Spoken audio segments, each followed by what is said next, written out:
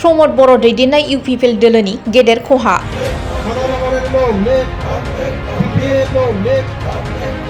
14 नं चिरां दुवारनि बिपिएफ सान्थिपुर प्राइमारिनि कमिटिखौ दिनै गोदानै दाफुङो। 14 नं चिरां दुवार ब्लक बिपिएफनि आफादगिरि दैथुन बरगयारिनि दैदेननायाव गुबुन गुबुन प्राइमारिफोरखौ दाफुंगासिनो दोलो रायजो राजानि खामानि मावफुंनायाव सुबिदासिन जानायनि लोगोसे फैबाय थानाय एमएलए बिसायख'थियावबो गोख्रोङै खामानि मावनो दिनै सान्थिपुर प्राइमारिखौ दाफुङो दोलोनिनो मावथिफोरनि नुजाथिनायाव लोगोसे इउपिपिएल दोलोनिबो माखासे मावथिफोरा बिपिएफआव जयनिं जायो।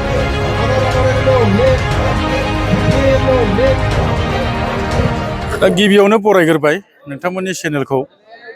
दा नों सोंनाय बादि नोंथांमोनानो दिनैनि दृश्यखौ नुखाबाय जथेस्थ'। जिहेथु इलेक्शना खाथियाव फैबाय दा जों बेखौ असिला लानानै जों मोनफ्रोमबो प्राइमारिखौ भिजिट खालामनायजों लोगोसे जिहेतु जोंहा ब्लक कमिटिया दाख्लैसो 31 डिजल्भ जाखांनायनि उनाव गोदान रिफर्म जानायनि उनाव आरो जोङो मोनफ्रोमबो प्राइमारिखौ निउ बडि फर्म खालामनायनि गेजेरजों जोङो बेखौनो खावलायदों जे जाहाथे एबार जोंनि बिसायख'थिया बा भटिं चिरां हिसाबै रिकभार जागोन आरो जथेस्थ' जोंहा हप दं। गोदानै दिनैबो नोंथांमोना नुबाय जयनिं जानाय। दाख्लैबोथ' जोङो 200 जनसो जोंनाव जयेन जाबाय आरो गोबांथार बिदिनो जयनिं जानायनि खोथा होदों। आरो बे सान्थिपुरनिल' खोथा नङा, जोंहा मोनफ्रोमबो प्राइमारियाव जयनिं जानायनि गोबांथार मेसेज दङ।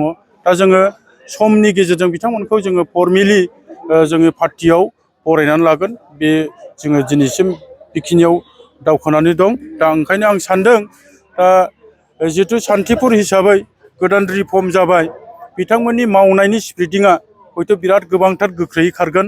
आरो सान्थिपुर हिसाबै जोङो जेनबाय थानायनि जोङो बेखौनो जों सिन्था खालामबाय थादों सान्थिपुरा मानि थाखाय जेनदों। हयथ' जोंनाव फिसा भुल थालांनो हागौ।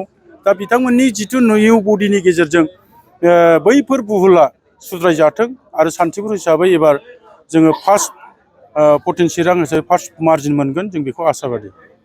माबायदि बिजाथि मोनगोन होननानै सानो नोंथांमोना? बिजाथिनि खोथायाथ' जाहैबाय हाइकामान्डनि खोथा। जोङो पार्टि हिसाबै सोरखौबा निर्देक खालामनानै उमुक जोंखौ बुंनाय नङा। हाइकामान्डआ जायखौ बिजाथि हरो जों बेखौनो खामानि मावगोन बिथांनि जानानै।